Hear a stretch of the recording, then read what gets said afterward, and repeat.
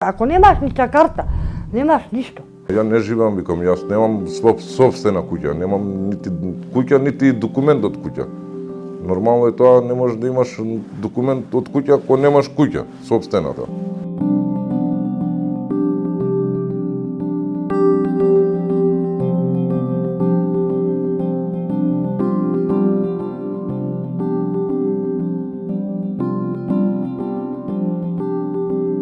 Заради мене и моите деца останали, викам, без пријавени. Може да ги фатат полиција, може да се прави проблеми. Книжка нема, ништо нема, болни падна, пари немам. Значи да ги лечам во лекари. Јаки проблеми имавме со документација, ја и жена ми, супругата. Не сум знал што треба да правам. Од почеток, кога ми барале тоа во матичното, они ми кажуваат, ми објаснуваат што треба да правам, а јас не можам да најдам тоа. Значи, ми има многу сериозни проблеми.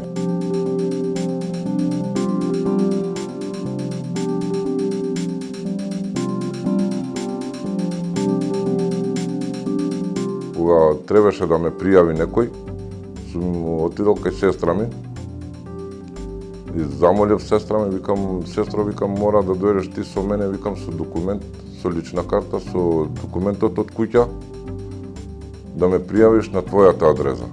И она се плашела право да направи тоа, али ја викам, нема ти да ми пишуваш делот твој од куќата, викам, само да ме пријавиш, да имам кај да ми доваѓа документи, нешто треба да дојде, ќе дојде документ кај тебе, нема да дојдат кај друг.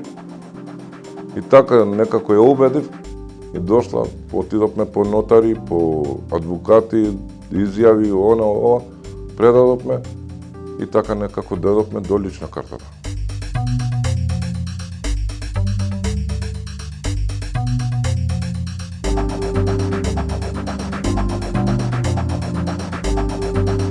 Ама кога отидов ја брат ми дома, утре ден да ми прави подпис, значи решението да ми дојде и да си вадам лична карта. Кога слушам, брат ми почина, остана и пак некој време, не знам колку години, остана пак без документи. Ама, ито, под каде живеев, и вака седам во шпоретот, викам, ја имам, викам, една вујна, јас ги идам кај незе, она ми е мајка, мора да ми помага некој, викам. Сите починали, значи, немам некој излаз.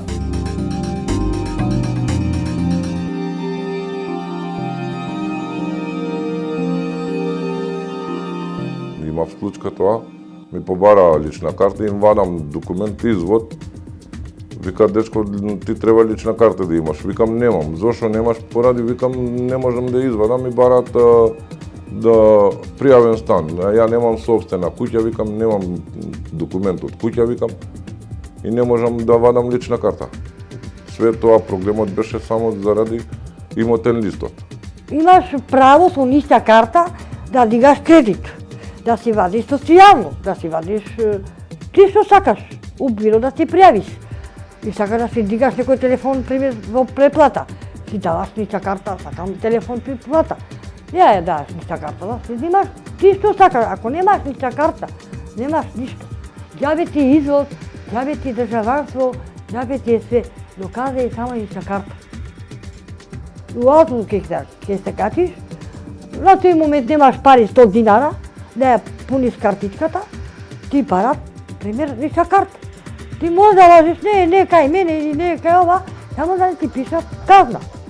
1000 казна, па тоа казната и тоа после време, ти тоа е камати, не знам што, тоа се дигаат после. Ти можеш и да идеш у затвор.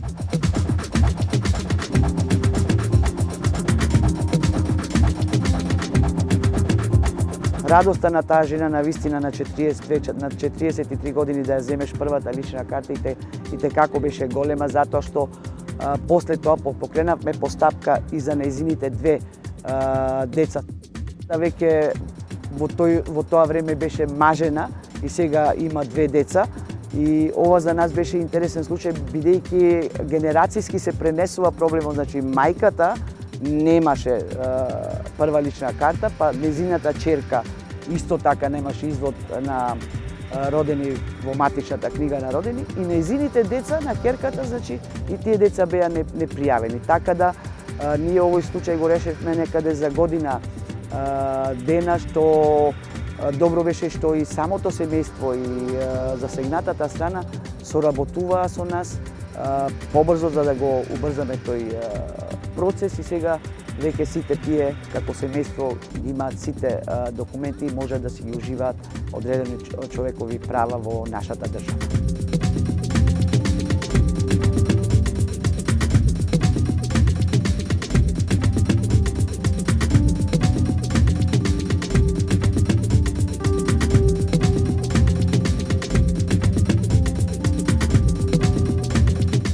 Сега во регистарот имаме 700 лица кои што со овој закон ќе ги решиме. Но во момент кога ќе се идентификува дека има и луѓе кои што се без кои што не се евидентирани во управата за матична евиденција и е потребно да тоа го направат, ќе го отвориме повторно овој регистар, ќе се евидентираат и повторно ќе ги остварат правата. Ова е динамички процес, додека не го затвориме прашањето за овие лица за секогаш во нашата држава.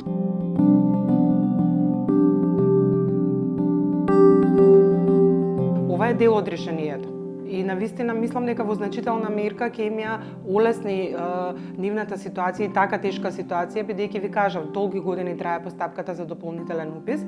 Со овој закон е предвидено додека трае таа постапка да им се овозможи пристап до 3 права, до права на здравствена заштита, образование и социјална парична помош. Но овој закон не е целосно решение на проблемот или системско или сеопфатно, како и да сакате кажете го.